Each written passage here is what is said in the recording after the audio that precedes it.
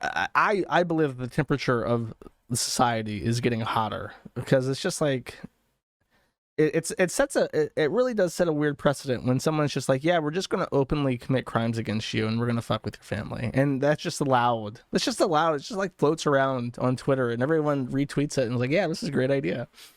Like, okay, I see what you're establishing here as the baseline for behavior, and it's not looking great when you're going to normalize that.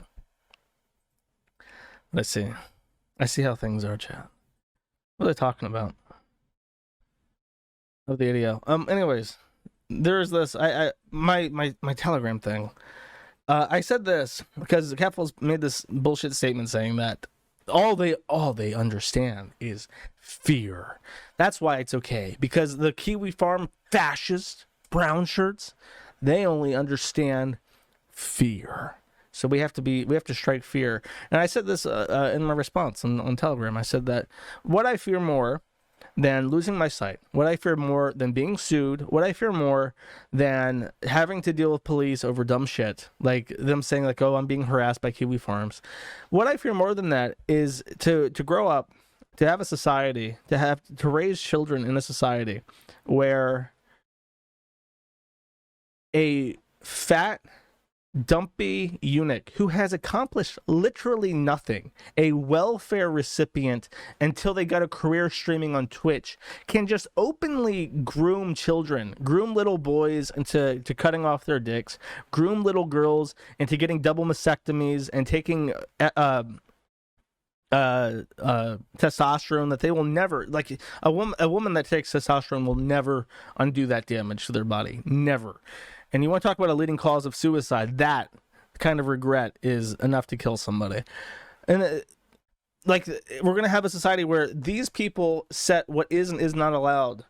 And then they're going to set it so that you can't even criticize that. That to me is more horrifying than being shot by like police. I don't want to be chained to a ball like that I can't even look at and say like, this is stupid. The fact that I have to deal with this is stupid. The fact that we have people doing this is obscene.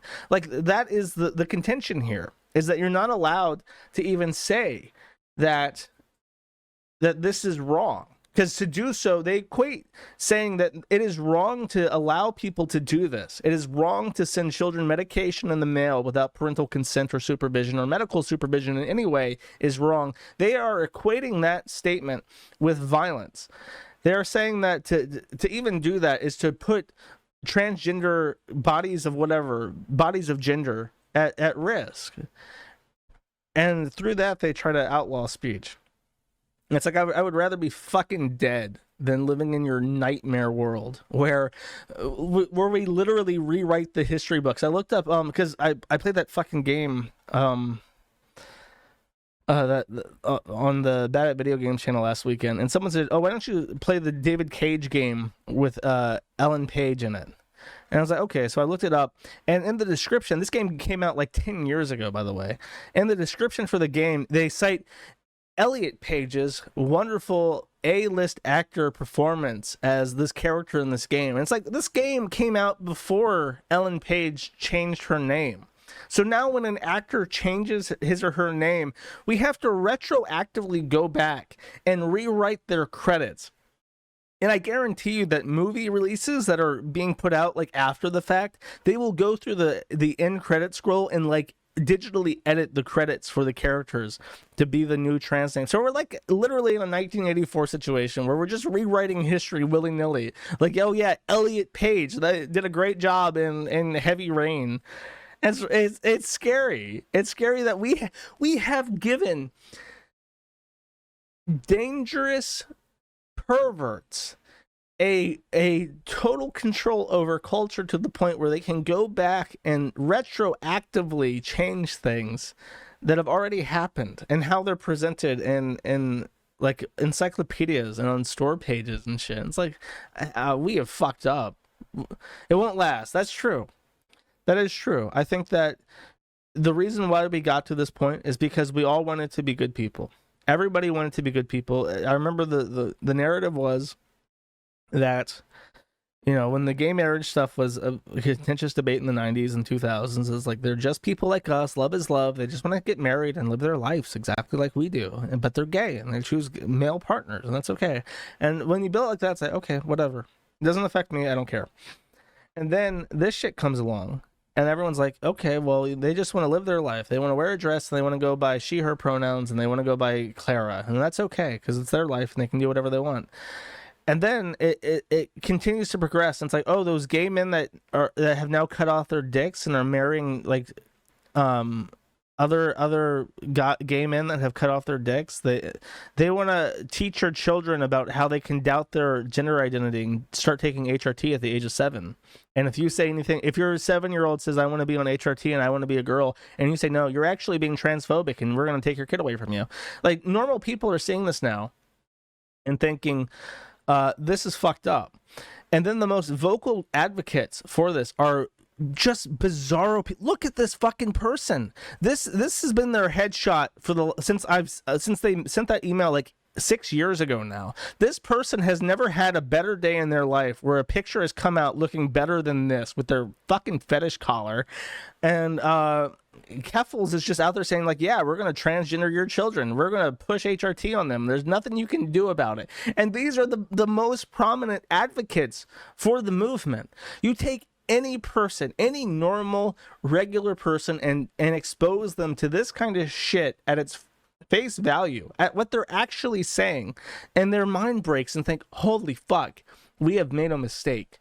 And I truly believe that the tides are turning, and they don't see it. They don't see it because they're on on Twitter, where everything is catered to them, where their people control trust and safety on the council. So when they're in Twitch and their chat is 100% supportive, and you know, they're getting all these likes and donos and tips and shit, they think, oh, well, this is really up and coming. Things are really going our way. And they go on Twitter and they say things and they get 90% positive feedback. And when they don't, they just report it and they get banned and think, yep, things are really going my way. But the reality is that normal people don't post on Twitter and they don't post anywhere on Twitch or on any of these platforms, and they just see these people and they think, what a fucking freak. I would not want this person anywhere near me, and God forbid they're anywhere near my kids.